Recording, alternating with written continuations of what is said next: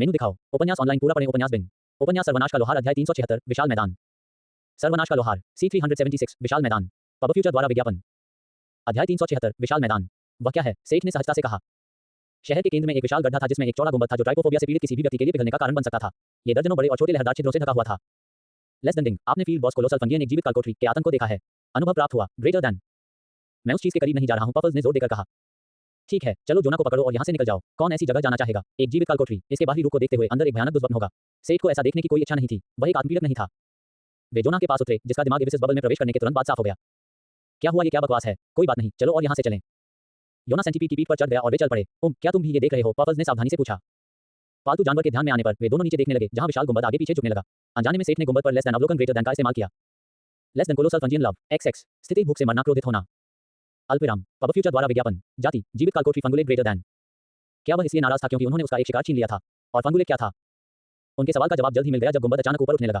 यह एक लंबी गर्दन पर टिका हुआ था जिससे एक विशाल का हिरन जैसा शरीर बना जो अजीबोगरीब उभारों से ढका हुआ था। कुल मिलाकर यह एक विशाल का हिरन जैसा था जिसके सिर पर मशरूम की टोपी थी। उसके विशाल खुरों ने फुटपाथ और बोर्डवॉक को कुचल दिया और वह धीरे-धीरे उड़ते हुए सेंटीपीड का पीछा करने लगा मानो वह ऊपर लगा हुआ जा रहा हो। हम इस चीज के साथ वापस नहीं जा सकते जो हमारा पीछा कर रही है। हमें पहले इसे खोना होगा। सेठ ने दुख जताया। कम से कम वे हवा में अपेक्षाकृत सुरक्षित थे। उसने जो सोचा था वैसा ही हुआ, लेकिन अगले ही पल विशाल छिद्र हिलने लगे और बीजाणुओं के बादल हवा में भर गए। उनकी दिशा में गोली चलाने लगे। लोहार ने तुरंत प्रतिक्रिया की और पफल के बुलबुले के ऊपर एक अग्नि ढाल डाली। डबल कास्ट के साथ एक और परत जोड़ी गई। सौभाग्य से बीजाणु अग्नि में ढाल को छूते ही जलकर नष्ट हो गए। यह नहीं कहा जा सकता कि उनका क्या प्रभाव होगा। हालांकि वे इसे आसानी से निपटने में कामयाब रहे, लेकिन केवल उड़ान पर निर्भर रहने वाले किसी अन्य व्यक्ति को मशरूम कालकोठरी हिरन को कम आंकने के बाद शायद मुश्किल समय का सामना करना पड़ा होगा। हम इसे कैसे खो सकते हैं? योना ने डरते हुए पूछा। उनके पास इससे लड़ने का कोई रास्ता नहीं था। इसका स्तर इतना ऊंचा था कि जोना, जो 70 के स्तर के करीब था, अपने लेस देन अवलोकन ग्रेटर देन से इसे नहीं देख सकता था। ये सिर्फ स्तर के बारे में नहीं था, यह एक विशालकाय प्राणी भी था जो ऊंचाई में लगभग क्रिसोप्रास पत्थर के विशालकाय सेठ से पहाड़ों में मिला था से टक्कर ले रहा था। इस चीज की तुलना में दलदली ड्रैगन सिर्फ एक कीड़ा था। मेरे पास एक विचार है जोना, तुम पहले less than home call greater than के साथ लौटो। इस बात की रिपोर्ट करो। मैं और जेन को वाई सिटी को चेतावनी देनी होगी। उन्हें पता चल जाएगा कि क्यों। क्या आपको यकीन है? हाँ, मैं एक बार अकेला हो जाने पर चुपके मोड में जा सकता हूँ। अपनी नई गर्लफ्रेंड को पीछे छोड़ने के लिए थोड़ा अनिच्छुक जोना आखिरकार less than home call greater than के साथ डेल्टा लौट आया। अब जब सेठ अकेला था तो उसने तुरंत छिपने की कोशिश नहीं की। उसने संचार के साथ लिडिया को बुलाया। सेठ, वहां क्या हो रहा है? ये भूकंप किस बात के हैं? इसकी चिंता मत करो, बस लेने के लिए तैयार हो जाओ और जितनी जल्दी हो सके यहां से निकल जाओ। पब फ्यूचर द्वारा विज्ञापन। क्या तुम ठीक हो? जरूर, मेरी चिंता मत करो और जाओ। मुझे यकीन नहीं है कि हम उन सभी को बस में फिट कर पाएंगे। आपको ये काम करना होगा। मैं अपने काम में थोड़ा व्यस्त हूँ। कोई बात नहीं, क्या जो भी जरूरी हो करो, मैं बाद में तुम्हारे साथ आऊंगा। ठीक है। कॉल खत्म करने के बाद सेठ और पफल्स ने राक्षसी को कुछ देर तक पतंगबाजी करते रखा, इससे पहले कि सेठ ने हेड्स का हेलमेट पहना और आईवी सर को पालतू जानवरों की जगह पर वापस बुलाया। थोड़ी देर गिरने के बाद वह एक अपार्टमेंट बिल्डिंग की छत पर उतरा। अपना लक्ष्य खो देने के बाद विशालकाय फफूंद स्थिर खड़ा रहा। अपना आईवी सर खो देने के कारण सेठ को उस जानवर की ऊंची सीटी की आवाज से बहुत पीड़ा हुई। भयंकर से डर को झेलते हुए लोहार वापस उसी दिशा में भागने लगा जहां से वे आए थे। उसने जेस और जेम्स की कहानी से सीख ली थी, हालांकि उसने उनके तरीके में अपना खुद का बदलाव किया। अपनी कुदाल से सुसज्जित और अपनी शक्तिशाली आंकड़ों के बल पर सेठ ने दीवारों और इमारतों के बीच से देश के पार अपना रास्ता बनाया और सीधा रास्ता लेकर पालने की ओर बढ़ा तथा जीवित कालकोठरी हिरन के पास से गुजरा। पालने तक पहुंचने पर उसने देखा कि पार्किंग स्थल में बस की फटी हुई सीटें बिखरी हुई थी। तो ये लिडिया का विचार था कि उन सभी लोगों के लिए जगह बनाई जाए जिन्हें उन्होंने बचाया था। सेठ ने दौड़ में वापस आने से पहले सहमति से सिर हिलाया। अपने उच्च सहनशक्ति के कारण उसके पास बहुत सहनशक्ति थी और वह लंबे समय तक अपनी गति बनाए रखने में सक्षम था। दिशा आसानी से निर्धारित की जा सकती थी। मिनास मार्ग तक सीधी लाइन। लोहार तब तक भागता रहा और खनन करता रहा जब तक कि वह अंततः फेंगोन की सीमा से बाहर नहीं निकल गया। वहां उसे फिर से पफल्स को बाहर लाने में काफी सुरक्षा महसूस हुई। पब फ्यूचर द्वारा विज्ञापन। हे तुम्हें एक बार दौड़ते हुए देखकर अच्छा लगा। हाँ, लेकिन अब तुम्हारी बारी है। अगर हम नहीं उड़ेंगे तो मैं दूसरों के साथ नहीं पकड़ पाऊंगा। मुझसे अच्छे से पूछो पफल्स। अल्पविराम। ठीक है, कृपया हे पफल्स द ग्रेट, कृपया मुझे दूसरों के साथ पकड़ने में मदद करें। ये बहुत वास्तविक नहीं लग रहा था, लेकिन ठीक है। आखिरकार वे अपनी उड़ान बस को पकड़ने के लिए निकल पड़े। भविष्य में लोगों को इस क्षेत्र से बचना होगा। हो सकता है कि अगर और भोजन न मिले तो यह चीज भूख से मर जाए। लेकिन एक जीवित कालकोठरी का विचार ही दिलचस्प था। अगर यह सक्रिय रूप से शिकार का शिकार करता था तो एक कालकोठरी कैसे थी? या शायद इसे जीवित रहने के लिए बहुत ज्यादा शिकार की जरूरत नहीं थी। कालकोठरी भी एक देवता का क्षेत्र था। क्या ये कालकोठरी के देवता के दिव्य जानवर जैसा कुछ था? बेकार की चीजों के बारे में सोचना बंद करो, बस आगे है। आईवी सर ने थोड़ा चिड़चिड़ाते हुए कहा। उस घृणित वस्तु को दिव्य पशु कहना उसकी तुलना उससे करने जैसा था, जिससे वह बहुत नाराज हुआ। आगे जो कुछ दिखाई दिया वह उड़ती हुई बस से कम और हवा में उड़ती हुई सार्डिन कैन से ज्यादा था। बिना सीटों वाली बस में खचाखच भरे यात्री खिड़कियों से सटे हुए थे। ड्राइवर को छोड़कर उद्गौर के सदस्य कार की छत पर डटे हुए थे। एक तरफ तो इससे जगह बन रही थी और दूसरी तरफ वे बस का बेहतर तरीके से बचाव कर पा रहे थे। बस के चारों ओर कई ढालें लगी हुई थी जो जानवरों से सुरक्षा प्रदान करती थी, लेकिन छत पर बैठे लोगों को मौसम के प्रभाव से बचाने में भी मदद करती थी। लिडिया। सेठ ने उसे संचार कक्ष पर बुलाया क्योंकि इस तरह सामान्य रूप से बात करने का कोई तरीका नहीं था। सेठ, तुम वापस आ गए। रुको, योना कहाँ है? मैंने उसे रिपोर्ट करने के लिए मिनास मार्ग वापस भेज दिया है। लोगों से कहो कि वे एक क्षण के लिए अपनी ढाल नीचे कर लें ताकि मैं अंदर जा सकूं। आखिरकार बस में सवार होकर सेठ को थोड़ी राहत मिली। वापसी के रास्ते में एकमात्र परेशानी ये थी कि उन्हें लोगों को खाने, सोने और आराम करने के लिए कई जगह रुकना पड़ता था। पर्वत श्रृंखला का हवाई क्षेत्र पहले से ही खतरनाक था, लेकिन सतह पर पूरी तरह से शक्तिशाली जानवर रेंग रहे थे। हर पड़ाव पर लड़ाई होती थी जो ज्यादातर समय जानवर के भागने के साथ समाप्त होती थी। पर्वत श्रृंखला के जानवर न केवल शक्तिशाली थे बल्कि अत्यंत बुद्धिमान भी थे। जैसे ही उन्हें पता चलता कि उनके पास कोई मौका नहीं है, वे भाग जाते। जाल के डर से कोई भी उनका पीछा करने की हिम्मत नहीं करता था। वापसी की यात्रा में उन्हें 3 दिन और लगे, जिसमें उन्होंने लड़ाई, आराम और उड़ान भरी। सेठ ने खाली समय का उपयोग बीटा के लिए कुछ सामान व्यवस्थित करने में किया। जो वह बदल सकता है उसे बदलें। पब फ्यूचर द्वारा विज्ञापन। कोफाई दानाप तक और अधिक अध्याय लाने में हमारी सहायता करें। संपर्क टॉस साइट मैप दान करें। मेनू दिखाओ। उपन्यास ऑनलाइन पूरा पढ़ें। उपन्यास बिन। उपन्यास सर्वनाश का लोहार अध्याय 377 कहीं और 8। सर्वनाश का लोहार C377 कहीं और 8 एड्स बाय पब फ्यूचर। अध्याय 377 कहीं और 8 छायाओं का एक समूह एक विशाल चट्टानी रेगिस्तान के किनारे पर पहुंचा। भारी बारिश ने उनके काले वस्त्रों को भिगो दिया। सामने की छाया ने एक छोटा सा गोला निकाला और किसी को पुकारा। मेरी हमदम, क्या आपके पास कोई खबर है? छोटे से गोले से एक महिला की आवाज आई। हाँ, हमने अभी इलाके की टोली है। ये वैसा ही है जैसा कि उर्थली ने बताया था। हमें वार्डों के अवशेष मिले हैं, संभवतः धर्मतंत्र से। उनके गढ़ के ढह जाने के बाद भ्रष्टाचार फैल गया है और दैवीय शक्ति का संचार करने वाला कोई नहीं बचा है। ये कितना फैला, ऐसा लगता है कि अब ये रुक गया है। इस उर्थली ने इस जगह पर बहुत कुछ किया है। पिछले दिनों हुई भारी बारिश ने राख को बहा दिया है और ज्यादातर बंजर चट्टानें छोड़ दी हैं। यहाँ तक कि इस जंगल की अलौकिक वृद्धि भी इस पर अतिक्रमण करने में कठिनाई महसूस कर रही है। मुझे नहीं पता कि उन्होंने किस तरह की आग का इस्तेमाल किया, लेकिन भ्रष्टाचार इस जगह से दूर रहेगा।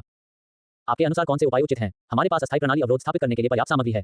यदि हम इसे पर्याप्त महत्वपूर्ण समझते हैं तो हम स्थिति को नियंत्रण में रखने के लिए इस स्थान पर स्टार्टा गांव का पुनर्निर्माण कर सकते हैं।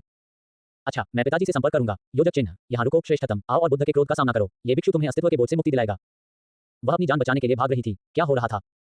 महाद्वीप के उत्तर पूर्व में एप्सिलॉन की ओर लक्ष्य करके बहुत रहस्यमय व्यक्ति को खोजने निकली थी जिसने उसे पीटा था। कई दिनों और हफ्तों तक यात्रा करने के बाद भी उसे कुछ नहीं मिला। एप्सिलॉन जिले का कोई निशान नहीं था, यहाँ तक कि खंडहर भी नहीं थे। उसके सामने केवल विशाल भूमि थी। जब उसे अंततः सभ्यता के चिन्ह मिले तो वे खंडहर थे, लेकिन उस पर किसी भी सभ्यता के खंडहर नहीं थे जिसके बारे में वह जानती थी। एज बाय ऑफ फ्यूचर, उसने एक विशाल मंदिर का निरीक्षण किया था जो अपने सुनहरे दिनों में काफी भव्य और गौरवशाली रहा होगा। विशाल संरचना छिद्रों से भरी हुई थी, जैसे कि उसने एक महान युद्ध देखा हो और उसके बाद उसे छोड़ दिया गया हो। हालांकि यह वीरान और जीर्णशीर्ण था, लेकिन इसने उसे कुछ दिनों तक सोने के लिए एक सूखी जगह दी। उसने इसे इन विदेशी देशों की ओर खोज करने के लिए एक आधार के रूप में इस्तेमाल किया। फिर आखिरकार उसे एक और इंसान मिला। वह एक नेकदिल तीर्थयात्री की तरह लग रहा था। हालांकि जैसे ही वह उसके पास पहुंची, उसने अचानक बकवास करना शुरू कर दिया। बुद्ध, ये दैवीय दंड, वह अगर उसने उस पर हमला करना शुरू नहीं किया होता तो यह इतना बुरा नहीं होता। अब उसे अपनी शक्ति पर पूरा भरोसा था, जो हाल ही में 0.70 तक बढ़ गई थी। उसने लगन से अपने कौशल का प्रशिक्षण लिया था और एक कील की तरह सख्त हो गई थी। इसके बावजूद बूढ़े आदमी की हर मार उसे बहुत तकलीफ पहुंचाती थी। एक बार फिर उसे लगा कि वह एक कमजोर लड़की है जिसे हिंसा की दुनिया में फेंक दिया गया है। उसने इतनी मेहनत की थी, फिर भी उसे इतना दर्द क्यों हुआ? वाइसिटी में उसने जो कवच खरीदा था, जो अब तक उसके लिए बहुत उपयोगी था, वह 2 बार के बाद ही टूट गया, जिससे उस पर एक अजीब सा डॉट स्टेटस आ गया, जिसे सिस्टम पहचान नहीं सका। तुम अपने अस्तित्व का सार नहीं छिपा सकते राक्षस। तुम्हारा कोई भी जादू तुम्हें आज इस बौद्ध की सजा का सामना करने से नहीं बचा सकता। उसे अपने शुरुआती प्रहारों का सामना करते देख भिक्षु गंभीर हो गया। आप ऐसा क्यों कर रहे हो? आंखों में आंसू लिए उसने वही किया जो वह कर सकती थी, भागना। उसके पास उस पागल से लड़ने का कोई रास्ता नहीं था। इस बीच पीछा करने वाला व्यक्ति लगातार खुद को सही साबित करने वाली बकवास करता रहा जिसे वह समझ नहीं पाई। मैं तुम्हारी आंखों में भय पड़ सकता हूं। तुम्हारा राक्षसी जादू मेरी पुण्य आभा के सामने टिक नहीं सकता। वह अजीब आदमी उसका पीछा करता रहा और उसे मुक्का मारने की कोशिश करता रहा। हर बार जब वह चूक जाता तो वह पत्थर तोड़ देता या जमीन में बड़े-बड़े गड्ढे बना देता। अपनी नंगी मुट्ठियों से। किसी हाथापाई वर्ग के व्यक्ति को किस स्तर तक पहुंचने की आवश्यकता होगी ताकि वह आसानी से इतना नुकसान पहुंचा सके? वह इस जगह को और अधिक जानना चाहती थी क्योंकि वह स्पष्ट रूप से एक पूरी तरह से अलग दुनिया में प्रवेश कर चुकी थी। वह इस जगह के बारे में और अधिक जानना चाहती थी, लेकिन वर्तमान स्थिति का सामना करने के कारण उसके पास कोई और विकल्प नहीं बचा था। वह निचुप थी, वह संतुष्ट नहीं थी। उसने less than home call greater than का इस्तेमाल किया और कुछ मिलीसेकंड बाद वह वाई सिटी में दिखाई दी। उसका उपकरण फटा हुआ था, वह पसीने और गंदगी से लथपथ थी और अब भारी बारिश ने उसे धो डाला, जिससे वह शहर की ठंड में भीग गई। एज बाय ऑफ फ्यूचर, इस समय वह बस उदासी में सिमट जाना चाहती थी और वहीं पर आत्मदया में डूब जाना चाहती थी। किसे परवाह थी कि वह सड़क के बीच में थी? उसका क्या हुआ? वह ज़ारकॉन के चैंपियन से अपना बदला नहीं ले सकी। वह उस रहस्यमयी व्यक्ति को नहीं खोज सकी जिसने उस पर हमला किया था। वह बिना पीटे और भागे एक विदेशी दुनिया की खोज भी नहीं कर सकी। भारी बारिश की आवाज और राहगीरों की स्थिर बातचीत को उदासीनता से सुनते हुए उसके कान अचानक चौंक गए। मुझे विश्वास नहीं होता, मैं आपको बता रहा हूं। मेरा चचेरा भाई एसोसिएशन में काम करता है। मित्र देशों की बचाव सेनाओं ने एक बड़ी लड़ाई लड़ी और जार्किस्टों की मुख्य सेना को खत्म करने में कामयाब रही। क्या ये सिर्फ प्रचार नहीं है? नहीं नहीं नहीं, मैंने सुना है कि मिनास मार इसमें शामिल था। यह उनका टावा मास्टर था जिसने ज़ारकॉन के चैंपियन को हराया था। मिनास मार, फ्लायर्स का वह गिल्ड। हाँ, उनका टावा मास्टर काफी सुंदर है। वह बात नहीं है। उसने ऊपर देखा, लेकिन दोनों लोग पहले ही जा चुके थे। फ्लायर्स, ऐसी खबर सुनकर उसे पक्का करना था। क्या किसी और ने उसे पछाड़ दिया था और जर्किस्टों को नष्ट कर दिया था? यह एक अजीब सी भावना थी जो उसके पेट में फैल रही थी। खुशी और उत्साह था, लेकिन वे कड़वे मीठे थे, अफसोस और दुख के साथ मिश्रित। उसने बदला लेने की कसम खाई थी, हालांकि इसे पृष्ठभूमि में धकेल दिया गया था। फिर भी उसे इस बात का अफसोस था कि किसी और ने उसका मौका छीन लिया। दूसरी ओर उसे यह सुनिश्चित करने की आवश्यकता थी कि वास्तव में कोई जार्किस्ट नहीं बचा है। अपने अहंकार को इतना अधिक महत्व देते हुए उसने कुछ करने का अवसर पाकर स्वयं को इस दुख से विचलित कर लिया कि वह कितनी दुखी थी। वह एक बदकिस्मत साहसी की तरह दिख रही थी जो एक आवारा से ज्यादा बेहतर नहीं थी। उसने उन लोगों द्वारा बताए गए फ्लायर को ढूंढना शुरू कर दिया। यह मुश्किल नहीं था क्योंकि उसने जल्दी ही एक व्यक्ति को फ्लायर वितरित करते हुए पाया। उनकी उपस्थिति के बावजूद उनका स्वागत एक दयालु मुस्कान के साथ किया गया और उनके हाथों में एक पर्चा थमा दिया गया। एज बाय ऑफ फ्यूचर, सामने की ओर एक पीले रंग के युवा व्यक्ति का चेहरा था जिसके बाल काले थे और दाढ़ी साफ थी और उसकी उंगली पाठक की ओर इशारा कर रही थी। कैप्शन में लिखा था, मिनास मार तुम्हें चाहता है। उसे मानना पड़ा कि वह बदसूरत नहीं था। वह थोड़ा शर्मा गई। कितने समय से उसके मन में ऐसे विचार नहीं आए थे। फ्लायर में लेवल और ग्रुप के आकार के हिसाब से इनामों की एक पंक्ति लिखी हुई थी। इससे वह तब तक उलझन में रही जब तक उसने फ्लायर के पीछे का कारण नहीं पड़ा। बीटा जिले को खाली कराने के लिए समूह की तलाश सुदृढ़ीकरण की भर्ती। बीटा पर आक्रमण हो रहा था। उसने उत्सुकता से फ्लायर पढ़ा। उसे वर्तमान विश्व राजनीति के बारे में कुछ भी सुने हुए बहुत समय हो गया था। फ्लायर के अनुसार मिनास मार वाई सिटी के नेतृत्व के साथ मिलकर बीटा जिले के नागरिकों को शीघ्रतापूर्वक और सुरक्षित रूप से निकालने के लिए काम कर रहा था। पहाड़ों के बीच से होकर जाने के लिए कुछ ही अपेक्षाकृत सुरक्षित रास्ते थे। रंगरूटों का काम जिला बलों को यप्सिलन के रास्ते पर नागरिकों का मार्गदर्शन और सुरक्षा करने में मदद करना था। बदले में उन्हें उनकी योग्यता, संख्या और योगदान के अनुसार आइटम या पैसे से पुरस्कृत किया जाएगा। आइटम में महाकाव्य रेटिंग तक के हथियार और कवच शामिल थे। अल्पविराम, ये सेठ का जवाब था, जो बदल सकता था उसे बदलना। वह कोई हीरो नहीं था जो सेना से लड़ सकता था और वह कोई वफादार सेना वाला कमांडर नहीं था। लंबी यात्रा के कारण वह भूल गया था कि वह कौन है। वह एक लोहार था और अभी भी उच्च श्रेणी की वस्तुओं पर उसका एक अधिकार था। वह मिस्टर मनीबैग था। साइमन ने कहा कि वह अकेले दुनिया को नहीं बचा सकता। ये सही था। अगर वह अपनी शक्ति या प्रभाव से ऐसा नहीं कर सकता तो उसे दूसरों को आगे बढ़ाने के लिए कीमत चुकानी होगी।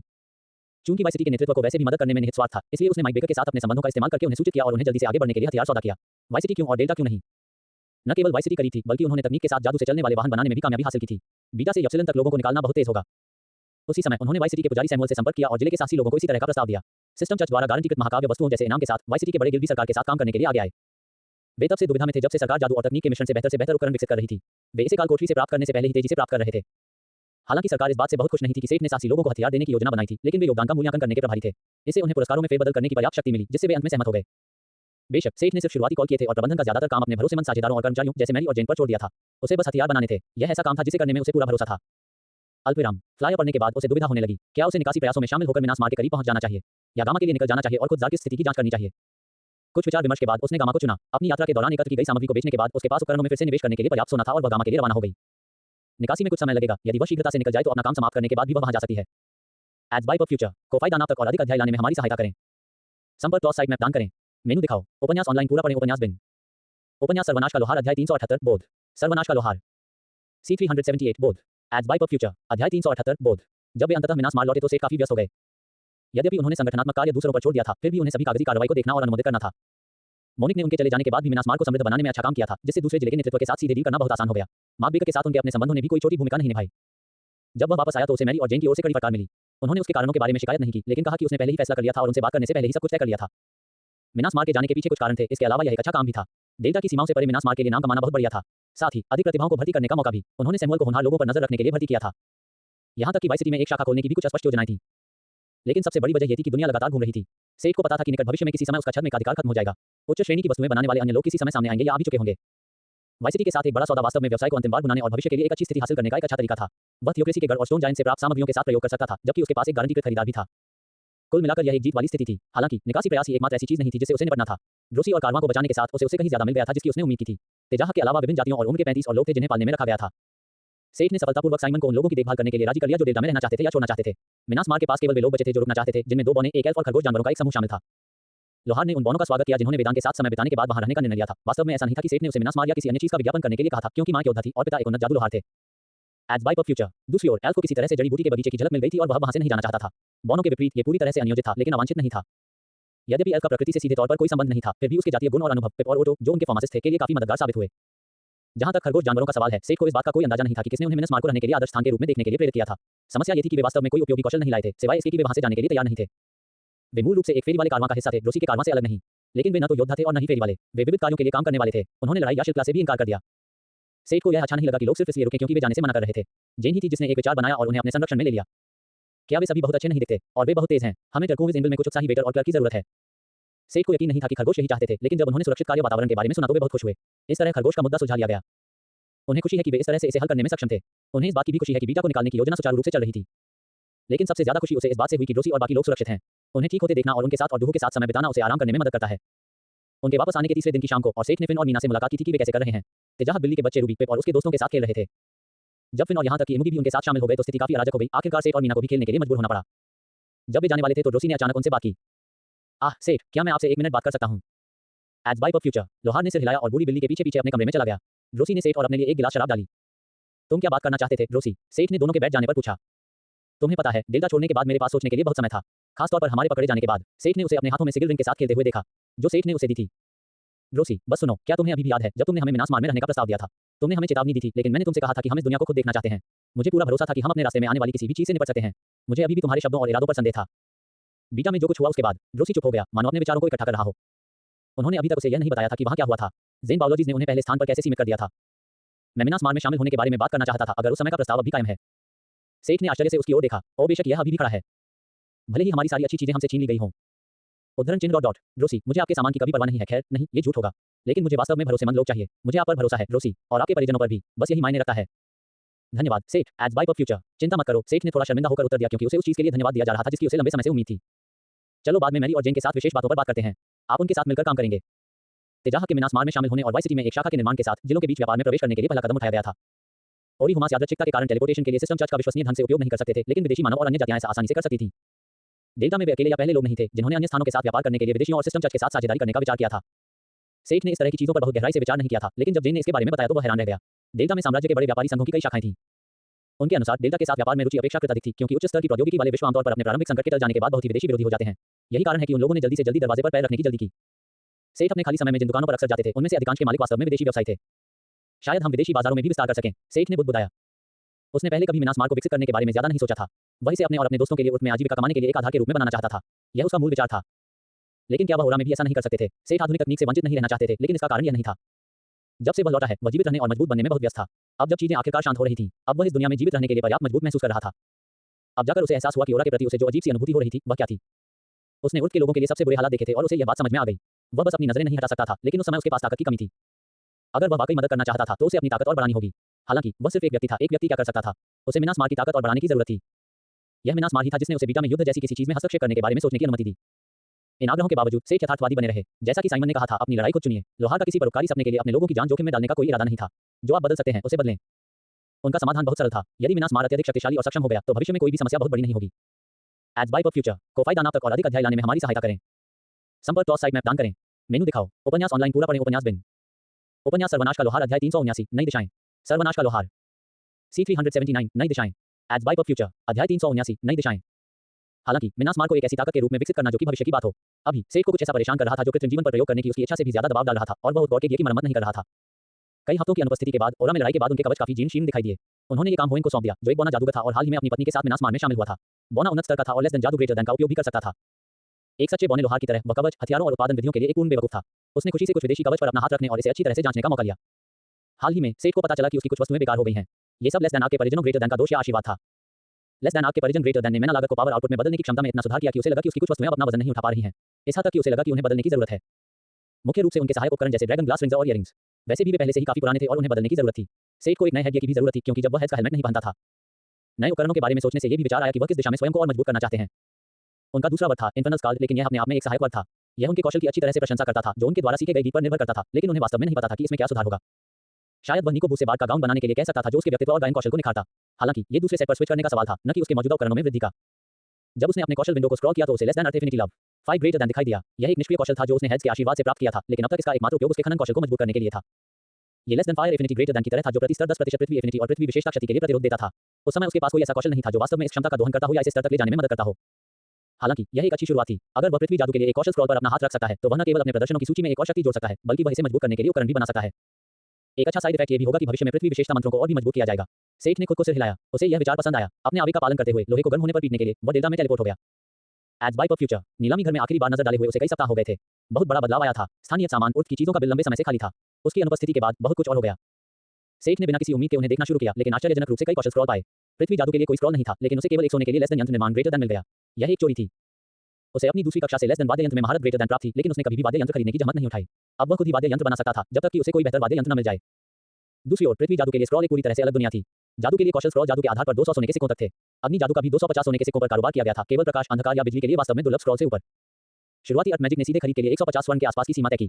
शुरुआती बोली 100 स्वर्ण पर थी। श्री मनी बैग्स को नीलामी में शामिल होने का कोई कारण नहीं दिखा, क्योंकि उनके पास मात्र 50 स्वर्ण थे। उन्होंने स्क्रॉल को अपने हाथ में लेने से पहले ट्रांस डायमेंशनल पोर्टेज के लिए 5 स्वर्ण और चुकाए। सेठ तुरंत ही मिनास मार्च स्थित अपनी कार्यशाला में लौट आए ताकि एकांत में कौशल सीख सकें। पहला था less than instrument maker greater than, जिसने बुनियादी तकनीकों और सिद्धांतों के बारे में बहुत सारी जानकारी दी। इसके अलावा इसने उनके less than blueprint greater than कौशल में सभी प्रकार के उपकरणों के लिए बहुत सारे नए ब्लूप्रिंट जोड़े। वहां उनकी अपेक्षा से कहीं ज्यादा विविधता थी। उन्हें किसी तरह से मध्ययुगीन वाद्य यंत्रों की एक श्रृंखला की उम्मीद थी, लेकिन सैक्सोफोन और इलेक्ट्रिक गिटार जैसे आधुनिक वाद्य यंत्र भी थे। इसने किसी तरह से उनकी मध्ययुगीन कल्पना को नष्ट कर दिया, वह छवि जो उन्होंने अपनी यात्रा के दौरान खुद के लिए बनाई थी। अगला था लेस देन पृथ्वी जादू ग्रेटर देन। ये पहला वास्तविक जादू कौशल था जिसे सेठ ने सीखा था। उसके दिमाग में जो ज्ञान उमड़ रहा था, वह मूल रूप से उसके लेस देन पायरोमेंसी ग्रेटर देन के समान था, लेकिन कम सहज और अधिक सैद्धांतिक। एक तो वह क्षमता थी जो तत्व से सीधा संबंध और सहज संचार प्रदान करती थी। दूसरी वह तरीका था जिससे तत्वों से इस मूलभूत संबंध के बिना संवाद किया जा सकता था। जादू सीखने में बहुत अधिक सोच, विचार और गणना शामिल थी। हालांकि इस संचार में उच्च आत्मीयता बहुत सहायक थी। सेठ को एहसास हुआ कि अपने चरम पर जादू और मौलिक क्षमताएं एक ही परिणाम की ओर ले जाएंगी। पहले उसने शायद किसी समय less than fire magic greater than प्राप्त करने की योजना बनाई थी, लेकिन अब उसने देखा कि इसकी जरूरत नहीं थी। लेस देन अर्थ मैजिक शुरुआती लब 0.1 ग्रेटर देन ने उसे बुनियादी मंत्र पेबल तक पहुंच प्रदान की। सबसे बुनियादी अग्नि मंत्र फ्लेम के समान, जिसने कैंप फायर को जलाने के लिए एक छोटी सी लौ बनाई। पेबल ने जादूगर के हाथ में एक छोटा सा पत्थर बनाया। इसका कोई वास्तविक उपयोग नहीं था, सिवाय इसके कि शायद इसे मन बहलाने के लिए फेंका जाए या गोफन से गोली चलाई जाए। उसे गाथा गीतों और गीतों के समान अन्य मंत्रों का अध्ययन और उनमें निपुणता हासिल करने की आवश्यकता होगी। लेस देन पृथ्वी जादू ग्रेटर देन का स्तर नए मंत्र सीखने और मंत्र की शक्ति बढ़ाने के लिए आवश्यक था। एक बार मंत्र में महारत हासिल हो जाने पर उसे स्तर के आधार पर जादू कौशल के बफर सुधार प्राप्त होंगे।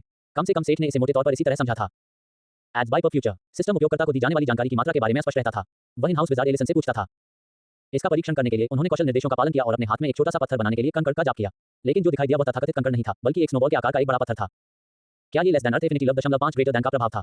उसने पत्थर के आकार को नियंत्रित करने के लिए मैना आउटपुट को कम करने की कोशिश की, जब तक कि वह एक वास्तविक कंकड़ नहीं बना सका। मंत्र तब काम करता था जब वह बहुत कम या बहुत ज्यादा मैना का इस्तेमाल करता था। दिलचस्प, चूंकि सेठ ने कभी भी केवल अपने दस्तानों से निकलने वाला स्वचालित जादू ही इस्तेमाल किया था, इसलिए उसके पास इस तरह से मन इनपुट को बदलने का विकल्प कभी नहीं था। सेठ, क्या तुम यहाँ हो? उसने प्रवेश द्वार से एक आवाज सुनी। वेदान और होइन, दो बौने उसे ढूंढने आए थे। क्या चल रहा है? तुम यहाँ हो? बढ़िया, हमने अभी खाना खाया है और लिंक ने हमसे कहा है कि हम तुम्हें बता दें कि उसका खाना खत्म हो गया है। हो गया? हाँ, आपने उसे जो काम दिया था उसके साथ। उसने कहा था कि आप समझ जाएंगे कि इसका क्या मतलब है। इसके अलावा होइन को आपसे कुछ काम था। नवागंतुक ने सेठ को झुककर अभिवादन किया। टॉवर मास्टर, मैं एक कार्यशाला का अनुरोध करने आया था। मुझे वेडन के साथ एक कार्यशाला साझा करने में कोई आपत्ति नहीं है, लेकिन अगर मेरे पास अपनी खुद की कार्यशाला होती तो मुझे अधिक आराम मिलता। मैं अपनी खुद की परियोजनाओं पर काम करना शुरू करना चाहता हूँ। डब्ल्यू बेडन ने कहा कि पूछने में कोई समस्या नहीं होगी। बॉनो ने अनिश्चितता से पूछा। ओह, जरूर, कोई समस्या नहीं। क्या आपने उद्योग के उपकरणों की मरम्मत पहले ही पूरी कर ली है? सचमुच, धन्यवाद। और हाँ, मैंने रखरखाव और मरम्मत का काम पूरा कर लिया है। मैं इन वस्तुओं पर आपके द्वारा इस्तेमाल की गई विभिन्न प्रकार की तकनीकों से वास्तव में प्रभावित हुआ, भले ही मैं ये सब नहीं समझता। बहुत बढ़िया, ठीक है, अगर तुम मुझे माफ करो तो मैं लिन से मिलने आऊंगा। मैं आने वाले दिनों में तुम्हारी कार्यशाला का ध्यान रखूंगा। सेठ ने जाने से पहले उसे आश्वासन दिया। मिनास मार्ग की भूमिगत सुविधाओं में और कमरे जोड़ना कोई समस्या नहीं थी। पहाड़ काफी बड़ा था और सारा काम रखरखाव ड्रोन द्वारा किया गया था। अब सेठ ने लिन को ढूंढने की जल्दी की क्योंकि उसने अनुमान लगाया कि उसने सांपों की लाशों को अलग करने का काम पूरा कर लिया है। वह इस बीच व्यस्त था, लेकिन उसने उसका काम खत्म होने का इंतजार किया था। एड्स बाय पर फ्यूचर को फायदा नाप तक और अधिक अध्याय लाने में हमारी सहायता करें। संपर्क टॉस साइट मैप दान करें। मेनू दिखाओ। उपन्यास ऑनलाइन पूरा पढ़ें। उपन्यास बिन। उपन्यास सर्वनाश का लोहार अध्याय 380 खनिकों की खुशी। सर्वनाश का लोहार C380 माइनस डिलॉयट। एड्स बाय पर फ्यूचर। अध्याय 380 खनिकों की खुशी। सेठ, क्या हम बात कर सकते हैं? लिन से मिलने जाते समय कैंटीन में उसकी मुलाकात लिंडी से हुई। हाय लिंडी, अब तक कैसी रही हो? उनके लौटने के बाद सेठ के पास उसे देखने के लिए ज्यादा समय नहीं था। चूंकि वह खुद उसके पास आई थी, इसलिए वह उसकी बात सुनने के लिए समय निकालता था। पूछने के लिए धन्यवाद। मिनास मार में जीवन बहुत बढ़िया है। खाना स्वादिष्ट है, लोग अच्छे हैं, लेकिन वह रुकी, मानो उसे समझ नहीं आ रहा था कि आगे कैसे बोलें। यदि तुम्हें कोई बात परेशान कर रही हो तो तुम मुझे बता सकते हो। वे दोनों उसी मेज पर बैठ गए जहां पहले लिंडी बैठी थी। ये वही बात है जो मैंने तुम्हें तब कही थी, क्या तुम्हें याद है? मैं मदद करना चाहती हूँ, मैं सिर्फ तुम्हारे पैसों पर जीना नहीं चाहती, उसने दृढ़ता से उसे कहा। सेठ को अच्छी तरह याद है कि जब उसने ये निर्णय लिया था तब उसकी आंखों में क्या चमक दिखी थी। मैंने परसों साइमन के साथ सिस्टम चर्च का दौरा किया। मैं सिस्टम में शामिल हो गई हूँ और यहाँ तक कि एक दुर्लभ वर्क फाउंड की पुजारी में भी शामिल हो गई हूँ। लेकिन मुझे कोई ऐसा व्यक्ति नहीं मिला जो मुझे कोई काम दे सके। मुझे पता है कि हर कोई व्यस्त है, इसलिए मैंने पहले इंतजार करने की कोशिश की। फिर मुझे एहसास हुआ कि यह सही तरीका नहीं है। मैं मजबूत बनना चाहती हूँ और आपकी मदद करना चाहती हूँ, चाहे वह मदद कितनी भी छोटी क्यों न हो। इसलिए मैंने अचानक आपको पुकारा। उसके मुंह से शब्दों की बाढ़ बह निकली। ऐसा लग रहा था कि यह विषय उसे कुछ समय से परेशान कर रहा था। एक बार फिर उसे एहसास हुआ कि वह मानवीय रिश्तों को निभाने में बहुत अच्छा नहीं है। हाल ही में उसने बहुत माफी मांगी। दूसरी ओर उसकी स्थिति काफी मुश्किल थी। ये सच था कि मिनास मार के पास रूकी प्रोग्राम जैसा कुछ नहीं था। उनका ध्यान भरोसेमंद और प्रतिभाशाली लोगों पर था। टूर्नामेंट के बाद मिनास मार में शामिल होने वाले लोग पहले से ही लेवल 20 से ऊपर थे और तब से उन्होंने अपना लेवल 40 से ऊपर बढ़ा लिया है। मिनास मार में ऐसे कोई लोग नहीं थे जो उसके स्तर की सीमा में आते हों। तकनीकी रूप से यह अच्छा था क्योंकि वे उसे बस से उच्च स्तर तक पहुंचा सकते थे। हालांकि वही पुजारिन एक मरहम लगाने वाली और एक समर्थक थी। वही कैसे दल में अपनी कौशल दक्षताओं को बढ़ाने में सक्षम नहीं होगी जिसने अभी एक कालकोठरी को बर्बाद किया है। लिंडी भी ओरी हुमा नहीं थी, जो एक नुकसान था। अंत में सेठ 3 विकल्पों के साथ आया। मेरा मानना है कि ताकत हासिल करने के लिए आपके पास 3 विकल्प हैं। पहला ये होगा कि आप हमारे मेडिकल विंग में प्रवेश करें और वहां कौशल दक्षता हासिल करें, जबकि हम धीरे-धीरे आपका स्तर बढ़ाएंगे। यह एक बहुत ही सुरक्षित तरीका होगा, लेकिन यह आपकी क्षमता को बाधित कर सकता है। दूसरा ये होगा कि आप सिस्टम चर्च में शामिल होने का प्रयास करें। आपको संभवतः मीना और अन्य लोगों की तरह पेशेवर प्रशिक्षण और आशीर्वाद मिलेगा जो आंकड़ों में नुकसान को कम कर सकता है। लेकिन मुझे इस बात की कोई जानकारी नहीं है कि सामान्य व्यक्ति के रूप में चर्च में शामिल होने का क्या मतलब है। एड्स बाय पर फ्यूचर। आखिरी विकल्प ये होगा कि आप किसी दूसरी दुनिया में जाकर वापस आने से पहले वहां बढ़ें। मेरे कुछ परिचित हैं जो वहां आपकी देखभाल कर सकते हैं। यह शायद सबसे खतरनाक विकल्प है और आपको लंबे समय के लिए मिनास मार छोड़ना होगा। लेकिन आप उस दुनिया को विकसित करने और उसका अनुभव करने के लिए स्वतंत्र होंगे। सेठ ने उसे ये विकल्प दिए, जो कि अजीब तरह से उन विकल्पों से मिलते जुलते थे जिनका सामना उसने खुद 1 साल पहले किया था। 1 साल, जो एक जीवन भर जैसा लगा। लिन भी चुप हो गई थी, ये सोचकर कि सेठ ने क्या कहा था। अपना समय लो, चुनाव तुम्हारा है। ये कहकर सेठ ने लिन की तलाश करने के लिए खुद को माफी मांगी। ओह, तुम आखिरकार आ ही गए, लिन ने कहा जब सेठ ने उसे रसोई में खाना बनाते हुए पाया। वहां लगभग 1 दर्जन बर्तनों में अलग-अलग तरल पदार्थ और सॉस पक रहे थे। मैं जितनी जल्दी हो सका आया। तुम क्या पका रहे हो? लोहार ने बर्तनों को दिलचस्पी से देखते हुए पूछा। मैं सांप के मांस के साथ प्रयोग कर रहा हूं। ये दुर्लभ श्रेणी का मांस है और इसकी मात्रा बहुत अधिक है, लेकिन इसे स्वादिष्ट और शक्तिशाली भोजन में बदलना कठिन है। इससे एक व्यंजन को परिपूर्ण बनाने में कुछ समय लगेगा। उन्होंने दूसरा बर्तन तैयार करते हुए उत्तर दिया। अच्छी बात है कि आपके पास प्रयोग करने के लिए पर्याप्त मात्रा में सामग्री है ना? सच, क्या तुमने सचमुच उस दलदली ड्रैगन को हरा दिया? जब मैं लाश को अलग करते समय उस पर से गिर गया तो मैं लगभग कुछ तोड़ ही बैठा। सच कहूं तो मैंने इसके खिलाफ निष्पक्ष और खुले तौर पर लड़ाई नहीं लड़ी। आंकड़े, ठीक है, मेरा काम यहीं खत्म हो गया। इस सामान को कुछ देर तक पकाना है। चलो, मैंने सारा सामान स्टोरेज रूम में रख दिया है। वे बड़े डिसमेंटलिंग रूम में गए और बगल के स्टोरेज रूम में चले गए। वे छत तक बक्सों से भरे हुए थे जिनमें सेठ द्वारा दिए गए वानरों और सांपों की सारी हड्डियां, चमड़ा और अन्य सामग्री रखी हुई थी। खाद्य सामग्री पहले से ही रसोई के भंडारण में है और एलिसन कीमिया के लिए उपयोगी सभी चीजें लेने के लिए पहले ही आ गई थी। ये सब कुछ लोहारी और जादू के लिए उपयुक्त है। सेठ बहुत परेशान था। इतने सारे बॉक्स थे कि उसने पहले ही उन्हें अपनी इन्वेंट्री में डालने का विचार छोड़ दिया था। इसके बजाय उसने टावर से सभी बॉक्सों को सीधे अपनी कार्यशाला में टेलीपोर्ट करने के लिए कहा। धन्यवाद लिंक, इसकी चिंता मत करो, मुझे सभी सामग्रियों के लिए आपको धन्यवाद देना है, उसने मुस्कुराते हुए उत्तर दिया। अब जबकि सेठ के पास सांपों से प्राप्त सामग्री थी, तो अपने उपकरणों की योजना बनाने और बर्तनों के साथ प्रयोग करने से पहले वह एक और काम करना चाहता था। यह ऐसा काम था जो केवल वही कर सकता था। क्राइसोप्रास के शरीर को अलग करना। चूंकि यह धातु और खनिजों से बना था, इसलिए ये काम किसी शिकारी का नहीं बल्कि खनिक का था। वह मिनास मार में एकमात्र खनिक था। एड्स बाय पर फ्यूचर। लेकिन ये सोचकर कि उसकी पिछली कुदाल पत्थर के दानव के बाहरी आवरण से इतनी अधिक क्षति पहुंचा चुकी है, उसने महसूस किया कि पहले एक नई कुदाल बनाना आवश्यक है। गायन के साथ अपने बढ़ते प्रशिक्षण के कारण वह कुछ हद तक सामान्य गाथा गीत भी गा सकता था। यही कारण था कि उसने एक ऐसा गीत चुना जो उसने टॉरे के साथ सीखना शुरू करते समय सीखा था। जैसे जब उसने देवदूत को गढ़ा तो यह एक बौना गाथा गीत था। यह विशेष रूप से पत्थर के खिलाफ क्षति को मजबूत कर सकता था और इसका उपयोग खनन और चिनाई के लिए उपकरणों पर किया जाता था। उन्होंने जिस सामग्री का उपयोग किया वह विश्वसनीय रूप से कठोर और टिकाऊ लेस देन एडमांटियम ग्रेटर देन थी, जिसे उन्होंने थियोक्रेसी के गढ़ से लूटा था। जादू के लिए वह आखिरकार शिल्पकार स्तर के साथ आने वाले नए लाभों का परीक्षण कर सकता था। शिल्पकार स्तर ने पहले से सीखी गई सभी संरचनाओं के संयोजन और सरलीकरण की अनुमति दी। इसका मतलब था कि सेठ अब सर्किट को जोड़ सकता था और 4 अलग-अलग प्रभावों के साथ एक आइटम को मंत्रमुग्ध कर सकता था।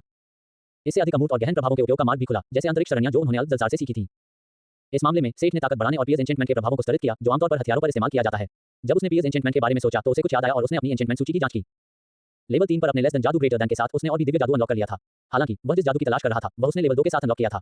इसे स्फीयर ऑफ एपेटोस कहा जाता था। इस विवरण में सिर्फ एपेटोस का ही एक स्पष्ट परिचय दिया गया था, जो क्रोनोस के टाइटन्स और भाइयों में से एक था, जिसने अपने विघटन के दौरान उरानोस को पकड़ने में मदद की थी। लेकिन नाम से यह संकेत मिलता है कि इसका एक बेहतर प्रभाव था। हालांकि सेठ ने पहले ही जादू जोड़ दिया था, लेकिन वह इसका परीक्षण करने से खुद को नहीं रोक सका। सबसे बुरी स्थिति में उसे काम के कुछ घंटे गंवाने पड़ते। संभावित लाभ की तुलना में यह कोई बड़ी बात नहीं थी। लोहार ने छद्म दलदली ड्रैगन द्वारा किए गए नरसंहार से एकत्रित की गई बड़ी वानरों की आत्माओं में से एक को चुना। वे बस असामान्य थे, लेकिन उनका आकार काफी अच्छा था। वानरों, विशेष रूप से बड़े वाले, अक्सर पृथ्वी विशेषता से संबंधित होते हैं। यह इन आत्माओं के लिए अलग नहीं था। आत्मा को कुदाल के आकार में ढालने के बाद उसने अपने आप को तान लिया और सही मानसिकता में आने के लिए एक गहरी सांस ली। उसके बाद उसने उस पर दिव्य चिन्ह उकेरना शुरू किया, जो स्वर्ग को भेदते हुए भाले जैसा लग रहा था। लेस दैन एपेटोस की स्पिरिट पिकैक्स। अद्वितीय। 1 पृथ्वी से जोड़ 15% आत्मीयता। 2 सक्रिय कौशल भेदी प्रहार। 3 सक्रिय कौशल कवच तोड़ना। एक आत्मा उपकरण जो टाइटन एपेटोस पियर्सर की शक्ति से उत्प्रोत है। ग्रेटर देन एज बाय पर फ्यूचर। इन कौशलों के नाम तब तक बहुत प्रभावशाली नहीं थे जब तक कि उनका प्रभाव नहीं देखा गया। लेस देन सक्रिय कौशल पियर्सिंग स्ट्राइक, कोई लागत नहीं, कूलडाउन 1 मिनट। प्रतिद्वंद्वी के कवच की उपेक्षा करें और लक्ष्य को 200% वास्तविक क्षति पहुंचाएं। ग्रेटर देन लेस देन सक्रिय कौशल कवच तोड़ना, कोई लागत नहीं, कूलडाउन 1 मिनट। अगले हमले पर प्रतिद्वंद्वी के कवच को सीधे 150% अतिरिक्त क्षति पहुंचाएं। ग्रेटर देन जब सेठ ने आत्मा उपकरण को मजबूत करना शुरू किया और अन्य विकल्पों को देखा, तो ये स्पष्ट हो गया कि वह इस कुल्हाड़ी को हमेशा के लिए नहीं रखेगा। वे बहुत अच्छे थे, उन्हें भाले पर नहीं रखा जा सकता था। 15 मध्यम आत्माओं को जोड़ने के बाद अधिकांश भाग के लिए विकल्प बदलना बंद हो गया। सेठ को संदेह था कि अगर वह पर्याप्त संख्या में आत्माएं या बड़ी आत्माएं डालेगा तो और भी बदलाव होंगे। हालांकि यह एक कुदाल के लिए पर्याप्त था जिसे वह रखने की योजना नहीं बना रहा था। लेस देन डिंग, एक तालमेल ने पियर्सिंग स्ट्राइक को मजबूत किया है। ग्रेटर देन लेस देन एपेटोस की कुदाल। अद्वितीय। क्षति 1400, स्थायित्व 4200। 1 पृथ्वी से जोड़ 15% आत्मीयता। 2 5% क्षति की मरम्मत स्वयं कर लेता है। 3 पत्थर पर जोड़ 50% अतिरिक्त क्षति। 4 सक्रिय कौशल भेदी प्रहार। 5 सक्रिय कौशल कवच तोड़ना। 6 लक्ष्य स्थायित्व को जोड़ 25% क्षति। 7 लक्ष्य कवच का 10% नजरअंदाज कर दिया जाता है। 8 जोड़ 90 ताकत। टाइटन एपेटोस पियर्सर की शक्ति से भरपूर एक कुदाल। ये संदिग्ध है कि निर्माता शिल्पकार स्मिथ को इस काम पर गर्व होना चाहिए या शर्मानी चाहिए। एक बात तो पक्की है, कोई भी खनिक इस औजार को पाने के लिए जान दे सकता है। एक बार जब पिकैक्स की शक्ति के बारे में अफवाह फैल जाती है या यह उपयोगकर्ता को किंवदंती बनाने में भूमिका निभाती है, तो आइटम पौराणिक बन सकता है। एज बाय पर फ्यूचर को फायदा नाम तक और अधिक अध्याय लाने में हमारी सहायता करें। संपर्क टॉस साइट मैप दान करें।